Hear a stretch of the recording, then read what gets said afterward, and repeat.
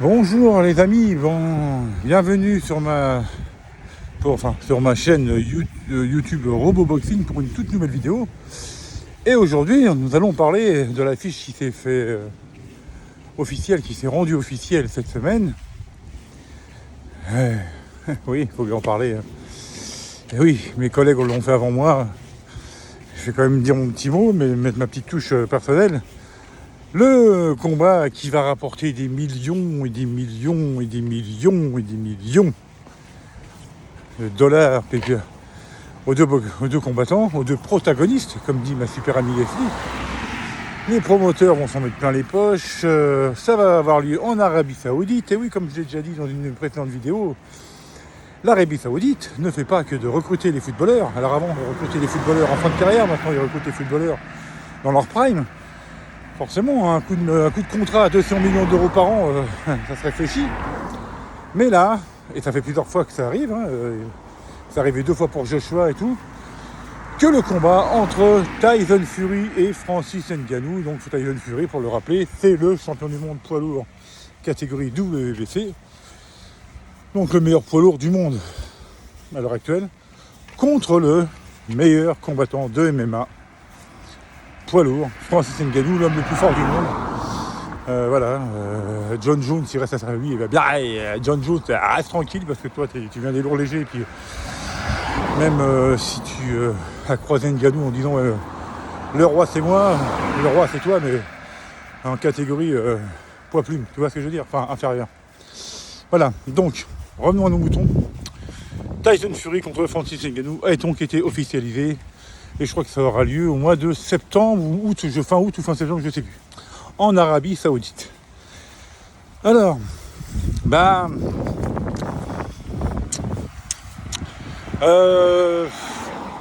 à part dire que Tyson Fury m'emmerde. Moi, ce mec-là m'a toujours emmerdé, j'ai jamais été fan. Sportivement, très très bon boxeur. Là, pour un poids lourd, incroyable, rapidité, technique, tout ça. Il n'y a pas de souci. Non, c'est le côté humain qui m'a toujours emmerdé chez lui. Provocateur, il en fait toujours de trop. Tellement de trop qu'il nous emmerde, en fait. Qu'il nous emmerde.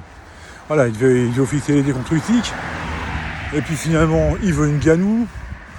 Voilà, alors bon, forcément, depuis qu'il y a eu le combat Mayweather-McGregor, ça y est, ça a été pris. Ça y est, puis que Jack Paul se met à faire de la boxe anglaise contre des boxeurs ou n'importe quoi. Enfin bon, bref. Ça y est, c'est parti. Les youtubeurs s'en mêlent. Enfin bon. C'est devenu grand n'importe quoi. Au lieu de faire sport par sport. Non, faut que les gens mélangent les combats. Ah forcément, en plus Tyson Fury contre Ngannou, c'est en boxe anglaise, évidemment. C'est pas dans une cage, parce que le pauvre Thomas se fait défoncer. Ngannou, malheureusement, sportivement parlant, si on vient tout de suite au combat, moi j'aime bien Ngannou, j'aime bien ce qu'il a fait, j'aime bien l'être humain. Il est parti de rien, quand il est venu en France, il n'avait pas une thune. Il a dû se démener pour arriver là où il en est. Tout ce qu'il a amené, il l'a réussi. Tous les contrats, il les a amenés à bien. Contre Dana White, quand il a voulu partir, il a gagné. Il arrive en PFL, il a eu un contrat pour 3 ou 4 combats. C'est d'enfer. Et là, il a signé un super combat pour un gros chèque contre Tyson Fury. En plus, il décroche contre le champion du monde du WBC. Donc quoi dire de plus? Le problème, c'est que sportivement, il n'y aura pas de suspense. Ngannou, à part un lucky punch, le pauvre, même si c'est 2 poids lourds. Ok, Ngannou, il fait quoi? 115 kg de poids de forme, tout en muscle. Tyson Fury va monter quoi? À 120, 125, mais le problème, c'est que lui, il est bourré de vis. Ce que n'a pas Ngannou, en boxe anglaise, évidemment. Et puis, la technique et tout, la taille déjà, la taille derrière, Tyson Fury fait 2m01. Donc avec son allonge et tout, je dis pas qu'on va s'emmerder dans ce combat. On va tous se lever pour regarder ce combat. On va tous se lever parce que ça va être attractif. Le problème, c'est que au niveau du suspense, je vous dis, à part un lucky punch comme avait mis, comment il s'appelait, en Afrique du Sud, ça s'était passé en 2001 en Afrique du Sud. Lennox Lewis, d'ailleurs il avait pris sa revanche très vite contre, je me rappelle plus comment il s'appelait ce boxeur là. Et puis que Lewis était tellement à l'aise dans le combat, en avance, tranquille, il s'était mis à baisser les bras, à sourire. À un moment où il avait baissé le menton, la droite était arrivée et boum, KO direct. Ah, j'ai tendance à vous dire, bah, à part ça, qu'est-ce qui va se passer? Ouais, c'est ça. Et donc voilà, il va rien se passer. Et puis normalement, si on joue dans les temps et tout, vous avez 1 an en tant que champion pour défendre votre ceinture. Le dernier combat qu'a posé Tyson Fury, c'était contre Chisora, c'était en fin d'année dernière, il me semble. Donc s'il défend pas sa ceinture, alors à moins qu'il la défende contre Ngannou, alors imaginez, il remet le titre en jeu contre Ngannou, contre un combattant de MMA. Bon, Mayweather l'avait fait, il l'avait rendu officiel contre McGregor. Mais là encore, il y avait plus d'attraction parce que c'était 2 méga stars. Mais méga stars. Là, c'est 2 méga stars. Fury et Ngannou, mais rien à voir avec Mayweather et McGregor il y a 6 ans. C'était vraiment... McGregor, c'était le crack du MMA. Celui qui avait fait relever le MMA, le striking et tout ça. Enfin, c'était la méga star de ces méga stars. Et puis Mayweather, n'en parlons pas. À chaque fois qu'il y avait un pay-per-view, c'était lui qui faisait exploser qui faisait exploser les paris et tout ça. Là, c'est pas pareil. Donc, moi, je vous dis, à part un méga pay-per-view, une grosse bourse, un éclat de pub et tout ça, enfin, qu'on en parle partout, je sais partout, parce qu'on va en parler, évidemment.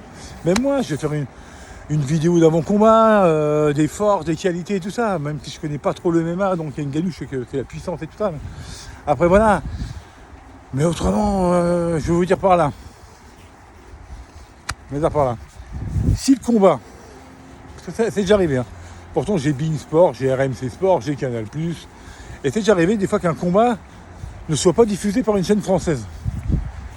Et quand c'est un combat que je voulais regarder absolument, j'allais faire un streaming, mais je me cassais le cul à voir un streaming pour voir le combat. Quitte à payer pour voir le combat juste pour une nuit.